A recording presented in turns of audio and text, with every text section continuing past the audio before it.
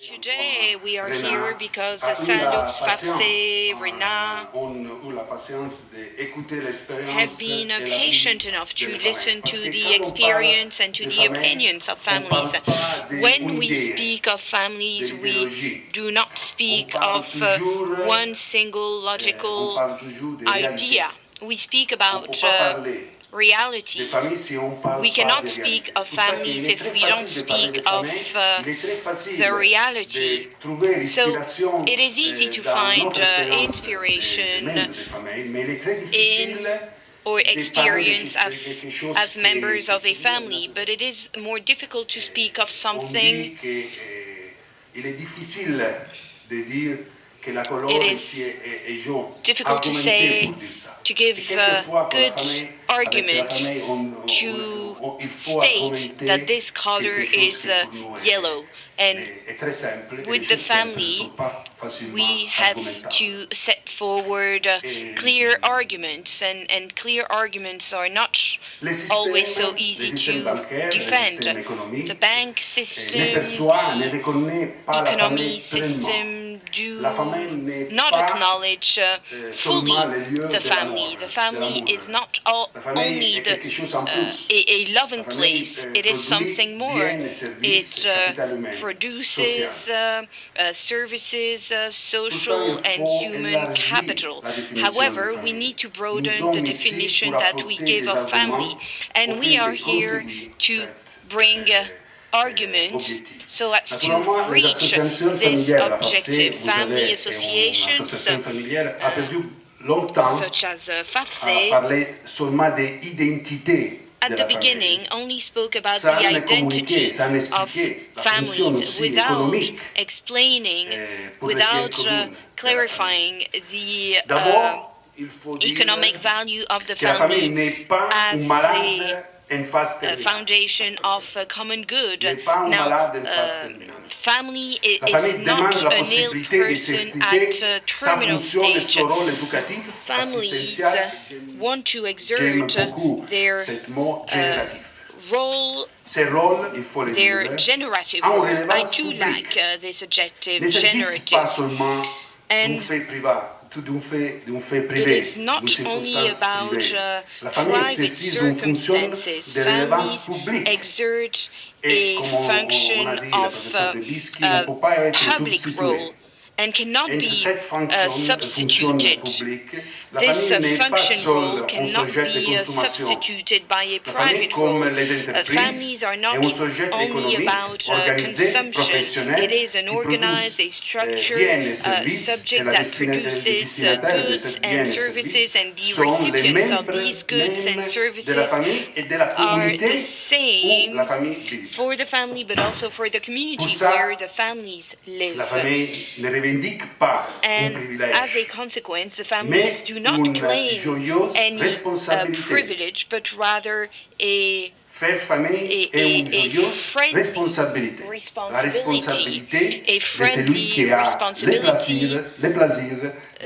responsibility of a unit which is key for the future of our society. Let's switch to English, starting our round table. First of all, I want to introduce myself. My name is Vincenzo Bassi. I am lawyer, tax professor, but most important, I am the husband of Carla, who is here, and we have 3 children. Now we want to present also this manifesto. Everybody has this manifesto. This manifesto has been made by friends, by me, by my wife, by Matteo Rizzoli, Professor Debinski, by Sebastian, by many friends, because we were inspired, as I said, by our life. And each item, each issue of this manifesto can be regarded as a theme of separate conferences. But now we want just to think about the possibility to reconsider the goal of the economy. Up until now, the economy has been focused on the production of goods and services and their distributions. Now the question is, can we widen the goal of the economy, including wellness and welfare in favor of the person? If this scenario is possible, which is the role of the family in the society? We ask to answer to this question our guest, departing from Professor Rizzoli. Professor Rizzoli is a professor, economy professor of Rome. The university is called NUMSA. He is a friend of mine, and if you are here, I have to thank you also, Matteo, because Matteo has been brave with us, because now we are starting a way of thinking, and actually we don't know where we are going to, but we are sure that the family, as the family is not claiming privilege, we need also to have argument, and Matteo is able to find this argument. Well, thanks, Vincenzo. After this very warm introduction, I'm embarrassed on how to proceed. So, I will try to talk a little bit more about this document we have produced. And but before that, so coming back to the title of this roundtable, so we are discussing about family and economics and a possible alliance. And I think the speech by Professor. The speech we had before was a super nice introduction to that, and let me also make the advertisement to the book that was mentioned before, the Economics of the Family book, that is really for us is really a guide to a new way of approaching the economic understanding of the family. And why? Let me make an example of what we have in mind. So it was mentioned before that the mainstream understanding of the economic understanding of the family and of what the marriage is comes from the theories of Gary Becker, developed at the end of the 70s and beginning of the 80s. And this contractuarian, very individualistic approach basically see the individual that goes and decides whether to take up the marriage or not only as a function of his individual fulfilling, utility maximization exercise. So, in this respect, so the marriage contract, of course, must be adhered by both parties, but it makes sense in economic terms only as long as both parties find it convenient. And if the two parties stop finding it convenient, then the contract shall be stopped. That's the economic understanding coming from Becker. And this understanding of marriage had consequences, which I think it has now, this understanding of what the marriage contract is has percolated through the society so deeply that now, in Italy we just passed a law a couple of years ago that basically allows individuals to dissolve a marriage contract instantaneously. Okay, so we moved from the 70s, where basically divorce was completely forbidden, to a situation in which divorce is a la carte. It can be under certain conditions, at least in Italy, dissolved instantaneously. Well, you see the profound links with the theory beneath this policy implication. Well. There are other theories of what economic understanding of what marriage is, and And the one provided by this book, by this the Professor Lubomir, and I never know how to pronounce correctly this surname, but Milcock, I think that's the best I can do in pronouncing him. Instead, looks at another stream of economic literature. And this other stream of economic literature that deals with organizations and why. So the question originally was why organizations, why economic partners find it convenient to sign up very binding contracts that are punitive in some respects. So contracts that are, I mean, if the parties in two organizations break up, such contracts have very harsh consequences for the two parties. Why does it make sense from an economic perspective? Well, this theory that basically is, I mean, the Nobel Prize Williamson provided some 40 years ago, makes sense because parties into such contracts make specific investments.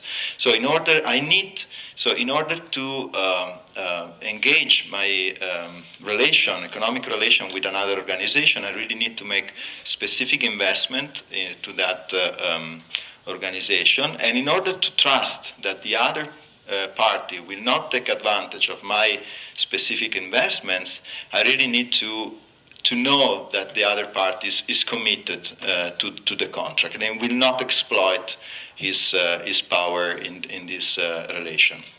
Well, basically, we can really use this framework also to understand marriage. And if we use this framework to understand marriage from an economic point of view, the perspective changes completely from the Beckerian perspective that I told you before. So why do the marriage contract until some times ago was so binding and was so divorce was so difficult to obtain, if it was ever possible to obtain? Well, because ex ante, you want to know that it's going to be difficult to exit the contract, because that's the only way you can trust the other party to make specific investments. Okay, so I don't want you to convince you that this is the right theory or the Becker was the wrong theory. I just want to tell you that depending on the theory you have, there are very different policy implications you can take. Okay, and we feel as a group that much of the policies we see today deployed in terms of, or not deployed in terms of family issues, comes from wrong theories. So there's a lot of work that needs to be done to understand the current theories and, as much as possible, change the perspective. And this is, again, a really good starting point. Okay, so that was basically as a group of. So I was involved by Vincenzo in this group of that blurs the border between academia and policy making, but was gathered together by Fafce with Paul Debinsky and others. So we met and. For the last year, and with this intention of really turning, or at least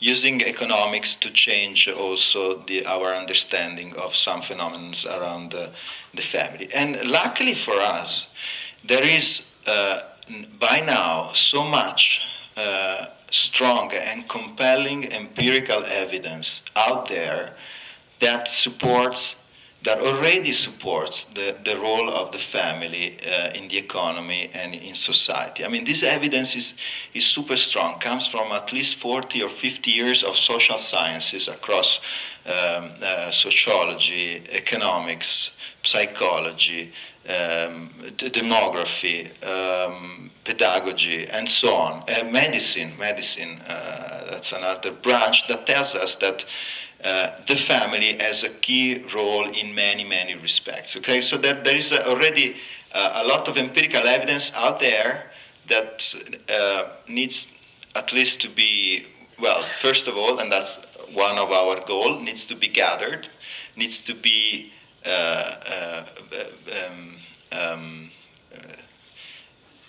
valorized in a sense that made it available to the public, maybe translated in something in policy briefings and other forms of. I mean, because this evidence is mostly academic, so most of the people don't even know that it's out there, but it's out there. So maybe one of our goals is to really gather this evidence and present it to the public. And later, if we gather enough academic critical mass of people around our project to really make better theories out of this empirical evidence that is already there. But coming back to our document, so in this document, we have just started to collect some of this evidence and provide it. Come up with organizing this evidence around 10 points. This may be not the final version that we will give to our future documents, but it was a good start for now. So, I will not go through all the 10 points here, but I will only focus just to give you a flavor of what we have done on a few points. So let me start from almost the bottom, so from the point number 9, about the relation between family and happiness. Well, we know that there are all these studies that have been done since basically after. So for the last 60 years, the data have been collected about the happiness of people around the world. These measures of happiness are disputable if you want. You ask people whether they are happy on a scale between 1 and 10, and maybe, the individual measure of how much one is happy doesn't tell you much.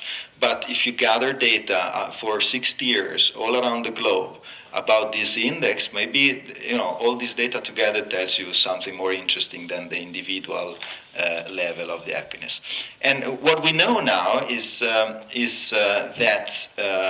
definitely family has a key role for well-being of people. So the happiness indexes are affected by whether you enter a marriage, whether you are cohabiting, or whether you are single parent, whether you are single without children, and so on and so forth. Okay, and usually the hierarchy is that married people are found to be happy. Okay, there are here again research on what is the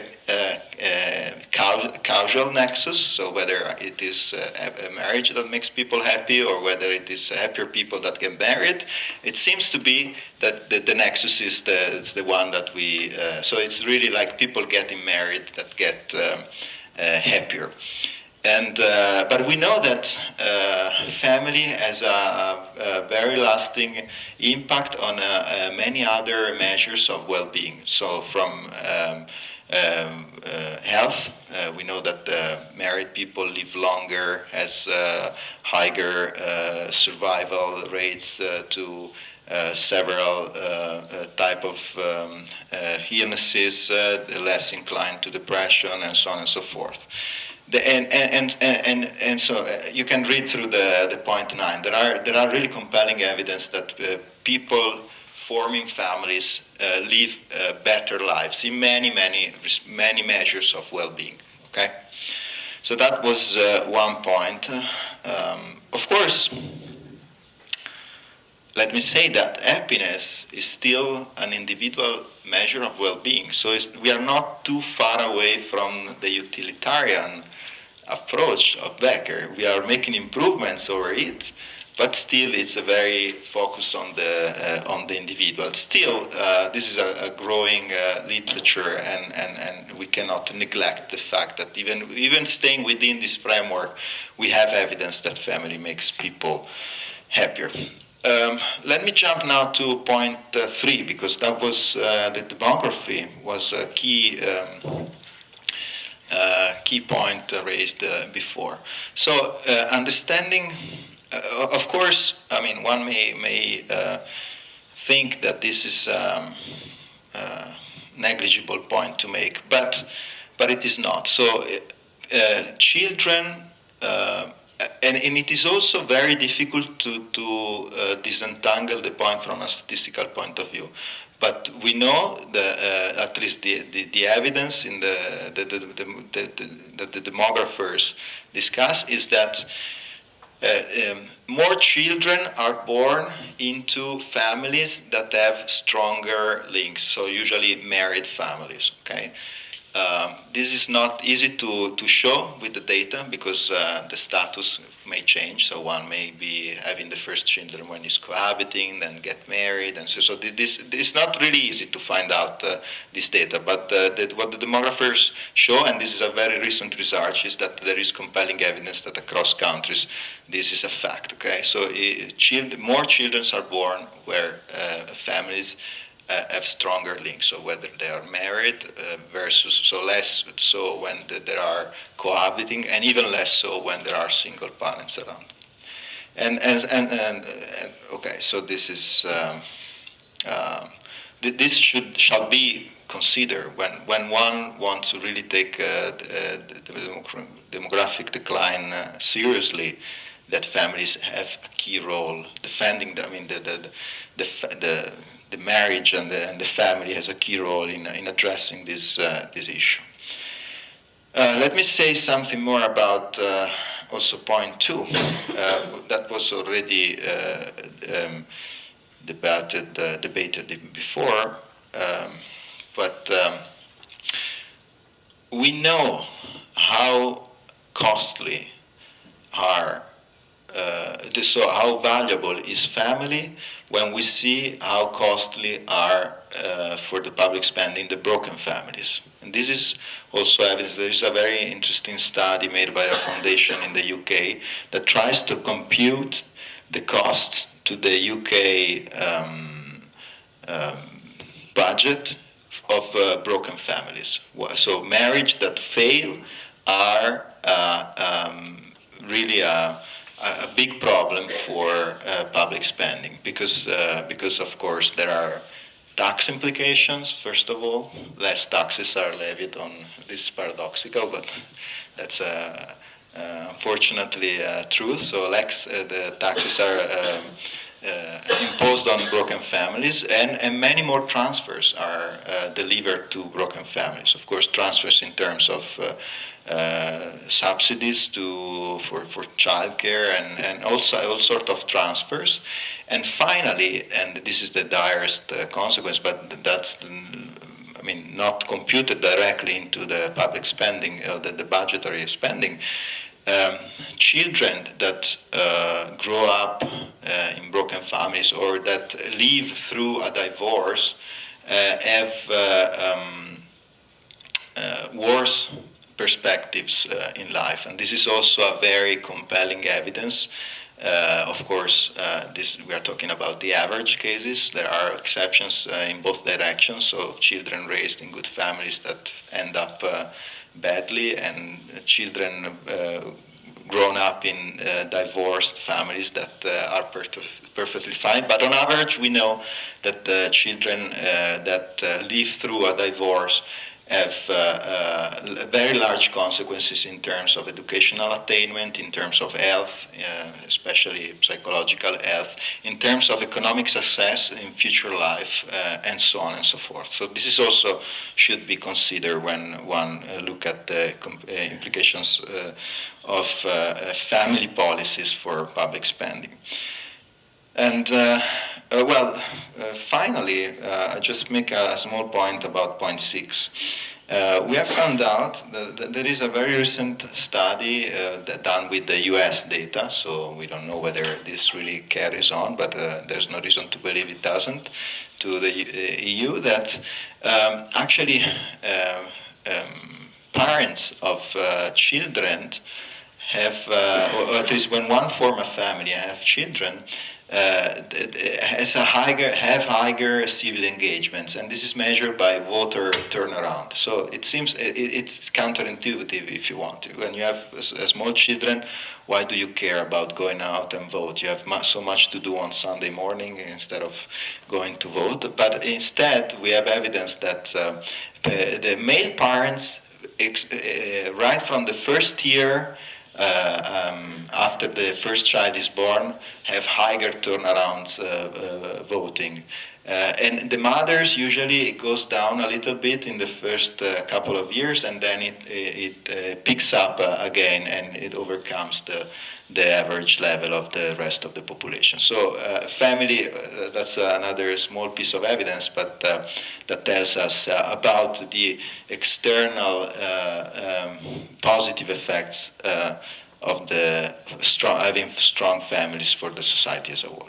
So basically our document is built around this type of evidence. Of course, as you can see, this document is not an academic document. We don't have references here, but of course we have all the background references if you need them, and we will work in the next months to really build upon this document and for larger and longer lasting, more impactful projects. And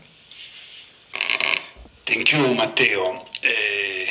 It was very interesting to listen to him also because many of us never heard something so interesting on the concrete potential capability of the family for the common goods. And I think that you, with Professor Debinski, with Sebastian Fitzek, you have done a very good job because now when we speak about the family and the responsibility of a family, we can also speak about economy and with evidences,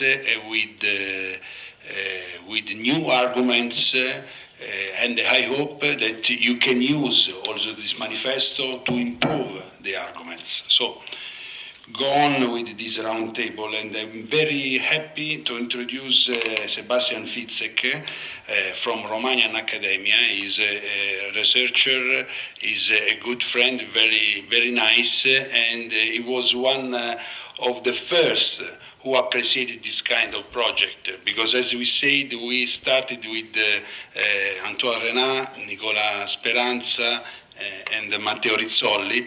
The first public event was in Bucharest, and Sebastian was the first companion we had in this journey. So, Sebastian, please tell us your way of thinking about the family as a resource. Thank you very much. Big word for a little guy. Dear audience, allow me to present you some important points extracted from the Romanian experience, teamwork, but also some of our expectation from this conference and from this project.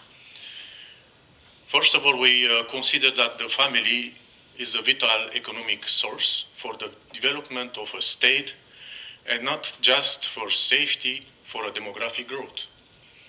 Today, due to a massive migration from Romania, young people to other countries, now Romania is already facing the problem of survival. In almost scientific studies, there is a question of the state spending with family protection. But very few researchers and policymakers are asking the opposite questions. How much the state has to gain from the families, and how important is to develop the families as the most important resources element in designing a healthy and a strong society. The evolution of family policy in Romania is strongly associated with the evolution of public interest in social aspects in general, because family protection was viewed more in terms of passive support for the vulnerable and the poor. The Romanian government did not support the economic development of the family, especially from the middle class. And we already know how important the middle class is for the harmonious economic development.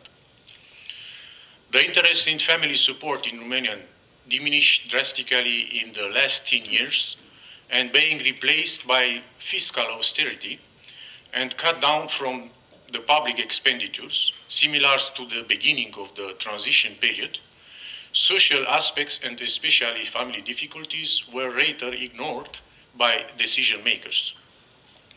The configuration of financial families benefits in Romania stands for a distinctive political decision to place family behind other social protection domains like old age and healthcare. The financial family support gathers several benefits, among that the state allowance for children and the paid parental leave are clearly the most important instrument. And I will give you just an example. The configuration of choice between 1 or 2 years leave and incentives for work reveal two distinct categories of parents. One, the worker with high income staying at home and caring for the child less than 1 year, who are less frequent, representing just 10% of the whole beneficiary parents. And the second, the worker with low income, the majority of them having the minimum threshold or less, who stay at home and take care of the child for the full length of 2 years of leave, who represent the vast majority of the parents, over than 90% of the recipients. These arrangements indicate the poor situation of the labor force, of the young parents, and a modest standard of living for the family of the newborns in Romania. All indicators, studies show the same pattern. Low level of transfer in a decreasing trend, the number of beneficiaries is declining, the relative values of benefits is diminishing, and this analyzing shows us that the four main financial instruments of the family policy, state allowance for the children, the family allowance, the paid parental leave, and the incentive for work, reveal a minimal family preoccupation from the state, a scarce effort following the economic crisis, with little hope to redress. What we expect from this project? Of course, family doesn't mean only a financial issues or subject. Family resilience, for example, is a successful coping of family members in Romania under adversity that enable them to flourish with warmth, support, and cohesion. An increasingly important realm of family nursing practice is to identify, enhance, and promote family values by positive outlook, spirituality, family member accord, flexibility, family communication, financial management education, that is missing, family time, share, recreation, routines and rituals, and support networks.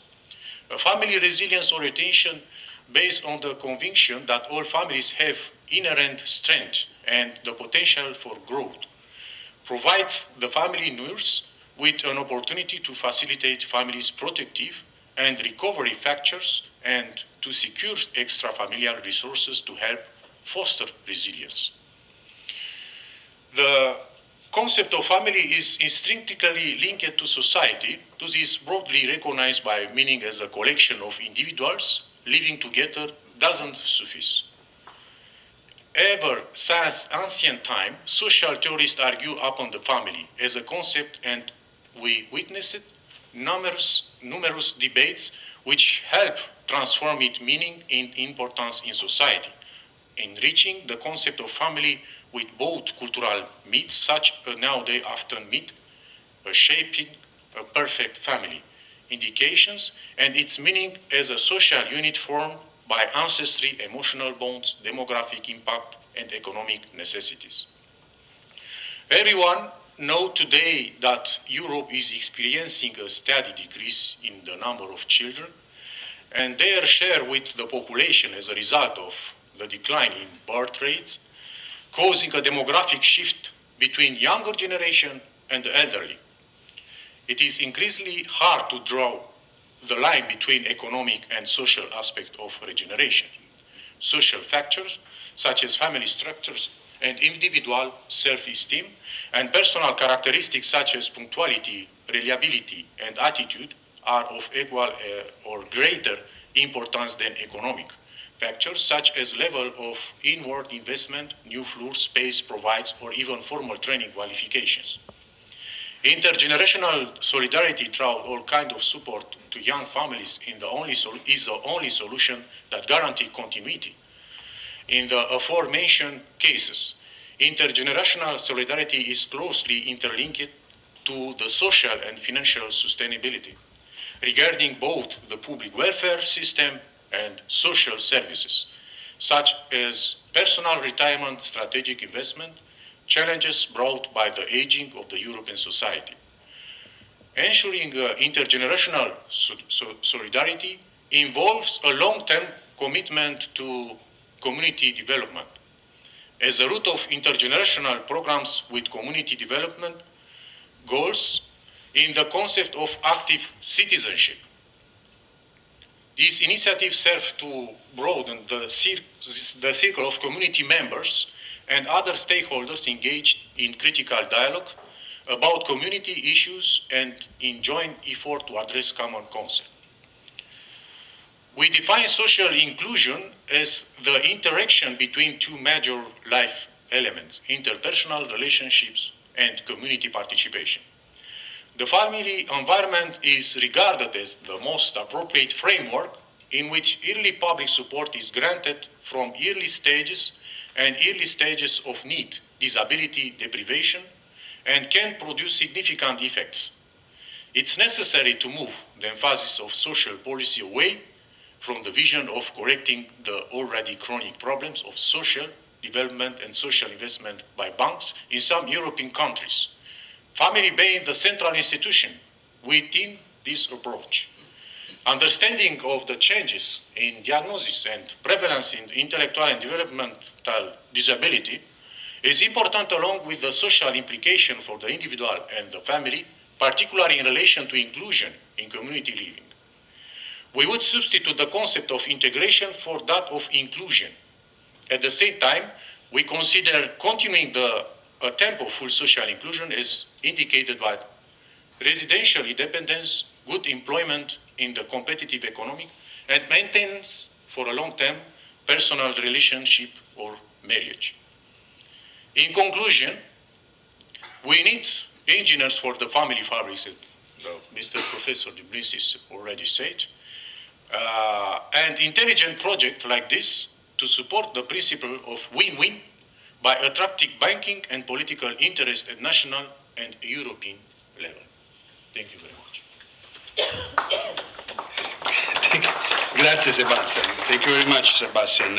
I found this your speech very interesting, also because if everybody has understood, the family is not as abstract model, is a virtue. It means that we need adequatio, we need common sense, we need good common sense, because otherwise you cannot carry on the life of a family. And we speak about reality, and this reality is so concrete that now in every legal system we have also a criterion still effective, bonus pater familias.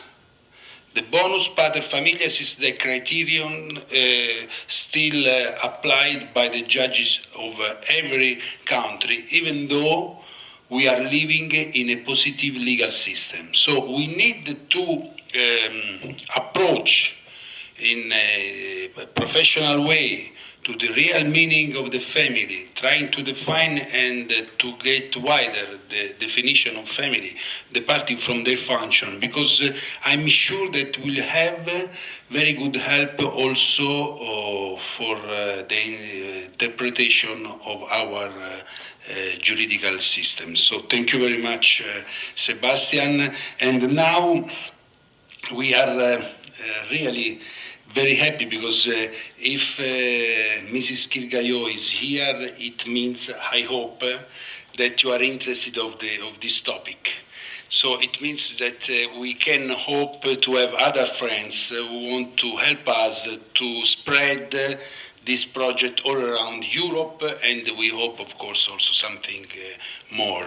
So when I knew that you would join this round table, I said, okay, so we are doing a step forward. So thank you, and I'm sure that, because I knew that, because I'm prepared, that you can also show us the history of your activity. Please. Thank you very much. Thank you very much for the invitation to this very interesting event, and actually a very rare event, I have to tell you, in this building, because I have been a member of this house of the European Economic and Social Committee for 8 years now, and it is a rare occasion to speak about family in this building. You have heard the president, Mr. Lukajaye, this morning. He talk to you about our last opinion on demography and family policy, but can you remember the date? It was in 2011. Ever since, we didn't really have the chance to speak officially about family policies and about demography, but of course we are trying to do our best.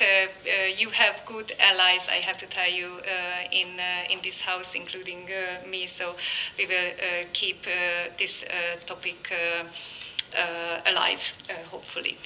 I am speaking to you in a double role. I also have to tell you, first, of course, as a member of the EESC, but my home organization in Hungary is the National Association of Large Families. The abbreviation is NOA. So we are, as a family association, involved very much, of course, on European level activities and on national level activities. Personally, we are raising 3 children with my husband, and I'm not an economist, so sorry for that. I will have a more of a practitioner approach to your proposals, but I hope you will find them useful. Before starting my reflections, I would like to tell you a good news that I think is a good news for all family organizations, is that my home organization, Noel, received the European Citizens Prize of the European Parliament just last week. And I think this is a good occasion to direct attention to family matters also on European level, and to the quite rare form of families, so-called minority form of families. These are the large families that we are representing, not only, but mainly. So I wanted to share this good news with you.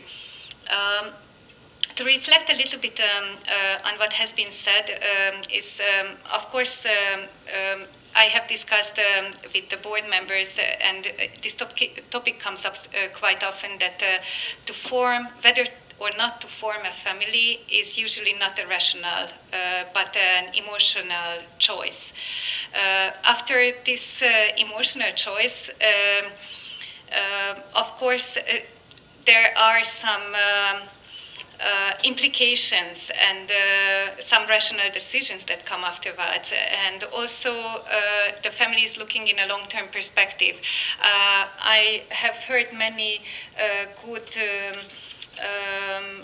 background information to back up this theory. I just want to point to one thing when we think about long-term perspectives about sustainable development, is young people who are deciding to have children nowadays, this year, they are looking ahead to the 22nd century, because as far as we know, what we know today, these children who are born today will live in the 22nd century, so this is a long-term perspective. I hope we do realize this when we are speaking about this, about families and then sustainable development. To link up a little bit with Paul Dambisky's key note and the emphasis on the importance of caring love, I will tell you that we speak a lot about in this house about topics such as work-life balance, road safety, fair mobility, protection of consumers. Of course, all these topics have an influence on families, but it is uncomfortable to speak about the well-being of families in general, and this is, I think it is very sad. I will tell you one concrete example, is about the aging of society. We have already touched upon this subject, and about the special situation of long-term carers. We speak in this house a lot about long-term carers who are caring especially for the elderly. This is becoming, of course, a pressing social question in European societies. And in many older member states, this type of care is provided by carers coming from Central and Eastern European countries, usually by women. We are speaking about the rights of these carers, about the rights of the ones who are in the care situation, about the patients. And we discuss a lot of details about labor authorities and so on. And how to regulate these employment conditions, but these are all coming from an economic point of view. And it's when we speak to the people also who are in these care situations, either as carers or patients, we see that the carer earns good money and that the patient is in good hands. Happy to be in good hands. But if you look at the situation from a family perspective a little bit closer, we see that this results actually in broken family ties. Not legally, but de facto. Because this leaves these transnational families that the EU jargon calls transnational families,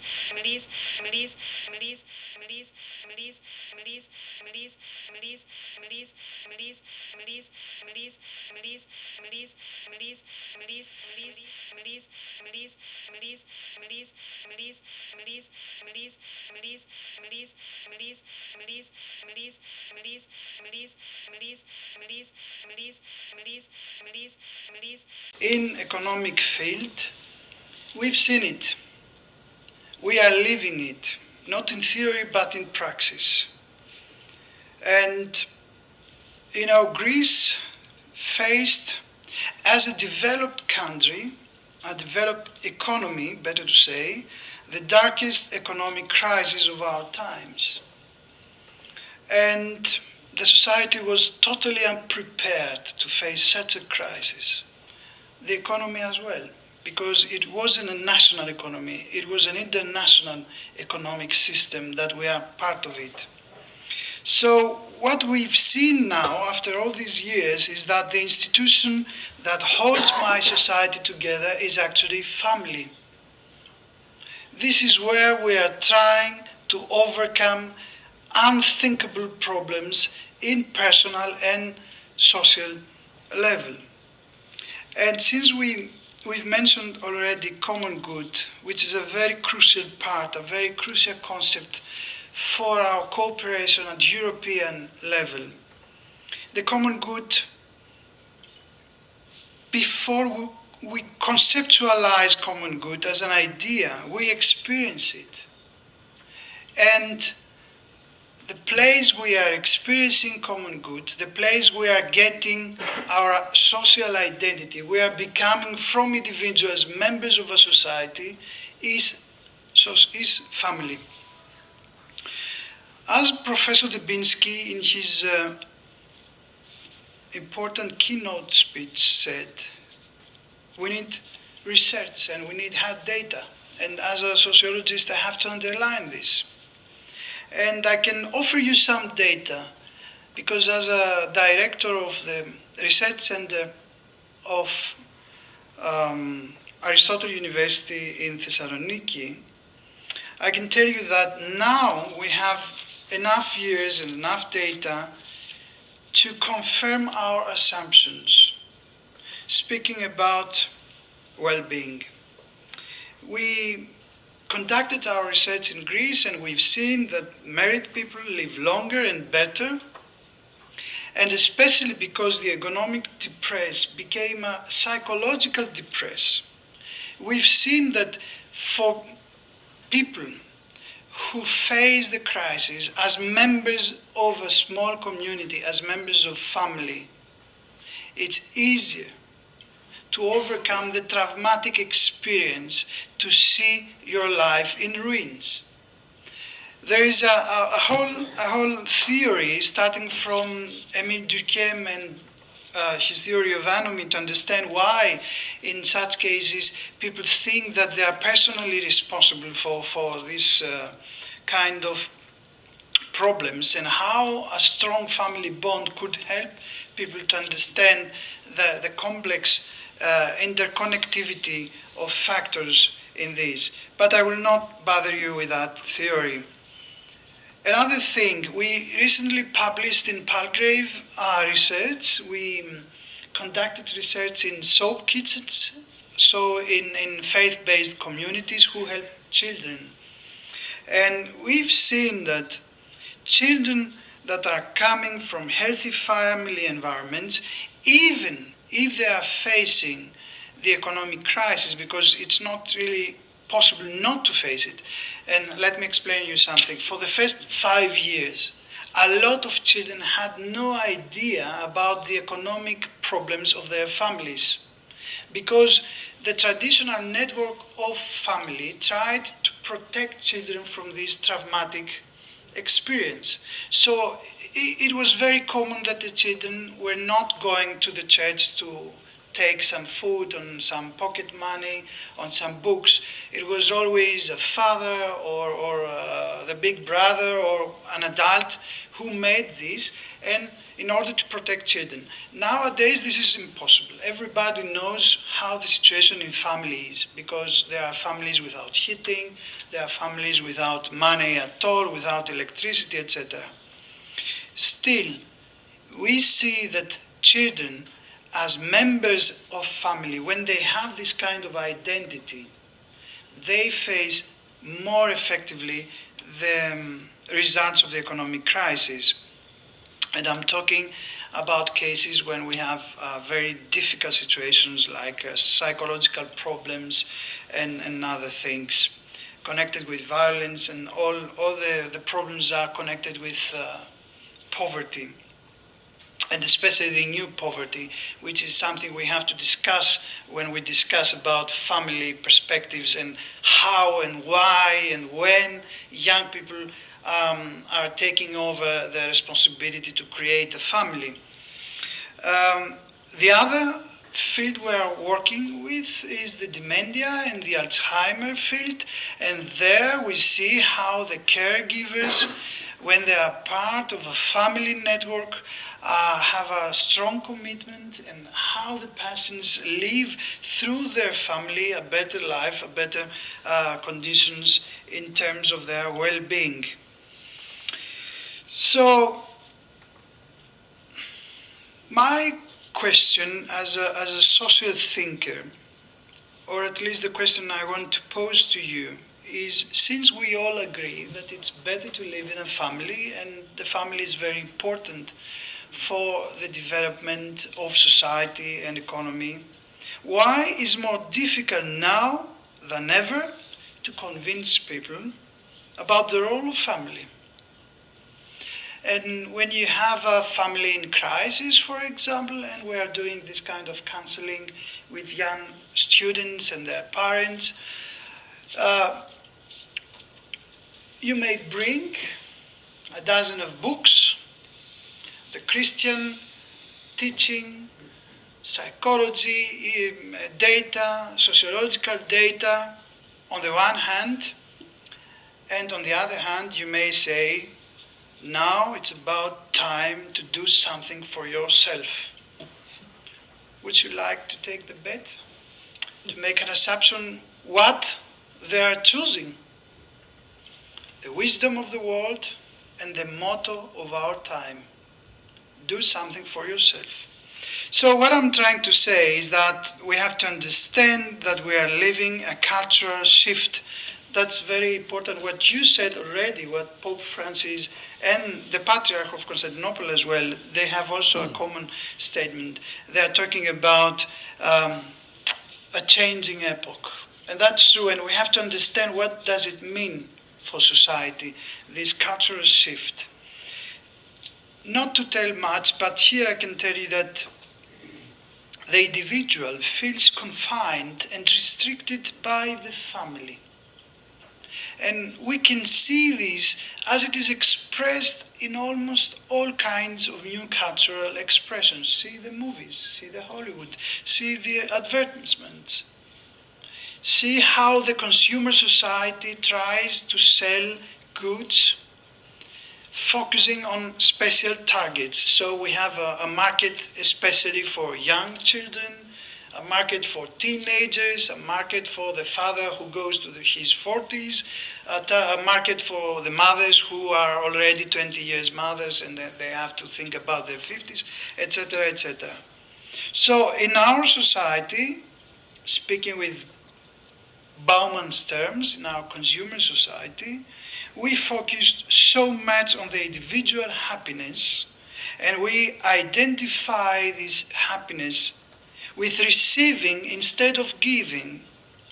That is almost unimaginable to compete this kind of mottos only by bringing the wisdom accumulated through the years. So what we have to do, we have to understand our world and we have to answer to our world as members of this world.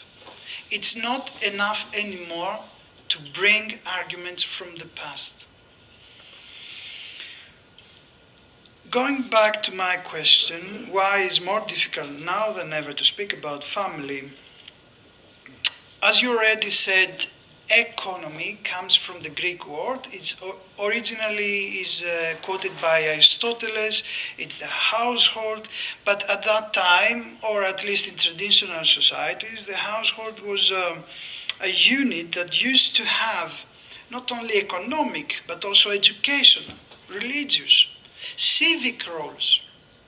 So it was a multiple societal bond. What happened today is the fragmentation of the public sphere. And it's a fragmentation of the public sphere to particular spheres. And not only to particular spheres, but to particular priorities. So every particular sphere has its own priorities. And sometimes they're even competitive. So it's very important to bring again into the fore the idea that we have social priorities, priorities that we have as society, as a whole. And in these terms, we have to reinvent societas. We have to find again a vision for societas. Society as an agora, as a common place, as a public square, as something that we can all refer to. So I will try to finish here, since the time flies already, by stating my final point, and I will try to come to this beautiful motto, stronger families for a flourishing society. So how can we see the future? As I told you, the crisis moves from institution to institution like the ripples of the water in a lake. My question is, could we reverse this effect? If we think in terms of Durkheimian society as a body, can we think that if we heal or if we take care of one part of the whole body, we could make a difference for the whole society, for the whole body? If this is possible, family is the best start, is the best place to start. And if this is possible, my proposal is to create a backcasting strategy, not a forecasting strategy, but a backcasting strategy. Such a strategy could be described by 4 steps. The first one is to plan a desirable future. The second, to understand the pitfalls and the dangers. The third, to plan our specific initiatives. And the fourth, to interconnect our efforts towards a societal vision. Thank you very much. Thank you to you, Christos. Thank you very much indeed. We'll go on together to realize such a new culture on the family, departing from the function. Now we are going to the conclusion. Antoine? Okay, I would like to thank all our speakers for their fantastic contribution. I knew from the beginning that we needed the Greekish wisdom and that we also needed a lady, because we are poor, simple guys, even with a lot of knowledge. Definitely we needed a lady, so mostly welcome. I learned with a lot of satisfaction that you are a candidate. Maybe there will be some others. I want to thank all the auditors for being with us this morning, confirming that this topic is important for all of us. May I ask you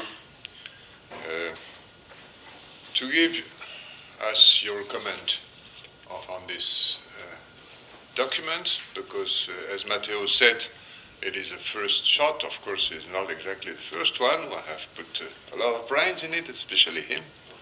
But it is still time to contribute, maybe to add one more idea. For example, Mr. Jaillet mentioned the trust, and I think this should be also included in our document, even if it is somehow hidden. Pope Francis said that God will never give up his project. This is the conclusion of Amoris Laetitia about family. God's project is a family project, and he will never give up. So do we. We will never give up. And I think you have understood that it is a starting project with a lot of perspectives and future. I'm extremely happy that we could start this project along with Sallux, which is the foundation of ECPM. You probably know ECPM, the European Christian Political Movement. It's a very good sign that we could join for this initiative. So thank you very much, Johannes. I would like also to let you know that we will have from Fafce another conference in the short term, which will take place on the 6th of November in the European Parliament. And the topic will be family ecosystem for the cultural life in Europe. So if you have not yet received an invitation, you should feel all of you invited to this next conference. And now I would like Johannes to say the final word.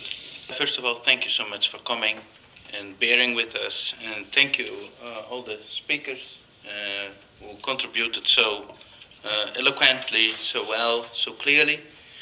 I just wanted to draw some final conclusions, where it's a bit more political in nature. As we are a political think tank, I think that this might be expected from us. If I'm listening to all the speakers. If I'm reading the Stronger Families for a Flourishing Society, there's one thing is paramount, and that there is a shift needed, and a fundamental shift even. Why? There is a massive social unease in Europe, and we just seem to be unable to find the answer to it. And certain populist movements have identified the other, the stranger, as the primary problem. But when you do social research, what is the primary problem of the average family? It's the lack of income, the lack of time, the lack of basic needs, or the lack of basic time for each other. What is the problem? Is that we still see that economy is expressed in terms of numbers and not of family realities. It's still about employment, it's still about GDP. How much else has been said about environment, sustainability, and so on? Normally you hear in the center-right an argument like this: yes, you're absolutely right, and it's true what you say, but we need actually money, we need to earn the money to, finance all of that. And with that, the fundamental discussion about the economic system is basically hidden, is pushed aside. Because the implied statement in that is, yeah, the system is fine, you just need to work hard, and then the money will come and everything will be all right. And the people experience something different and start to vote either to the left or to the far right, to whatever degree that is. And we need to make, the center-right needs to make professed statements real. For everybody's information, not companies, but families are the heart of the economy. I'm even going a bit further and provocative a bit. Stop the glorification of the hard-working individual to hide the fundamental flaws in the economic model.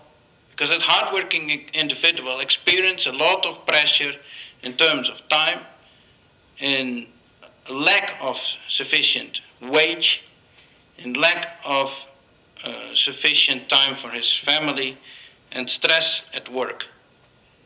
While the earnings, a lot of the wealth, is accumulated at the infamous 1%. And the problem is that if we as center-right don't address that issue, we leave that ground to any other political force that is out there. And they gain the ground, no doubt about it.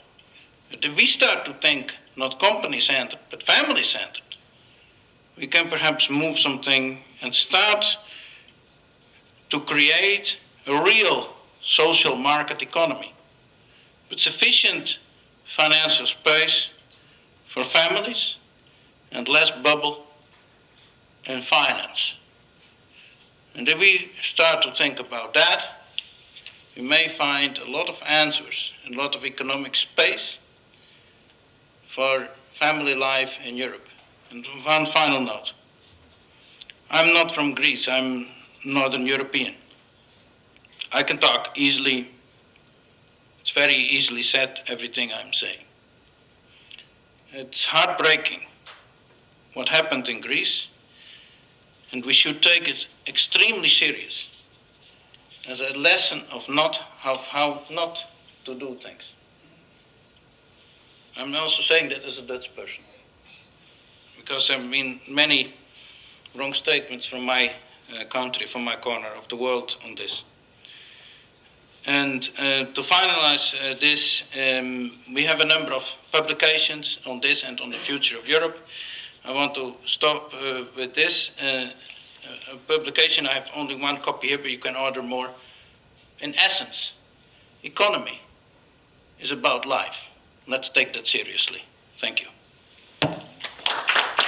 Thank you, Joan. We are going to finish our working day. I think that you are right when you speak about the problems in order to find money to support the family. But the point is, maybe the families want to take on the responsibility to that, and it's up to us also to invent a new system in order to apply the principle of subsidiarity, because that's the future. So we cannot claim too much from the state, but we have to take on the responsibility. In order to achieve this goal, we need also a system that can allow us to take on responsibility. That's why we started this project. Thank you very much.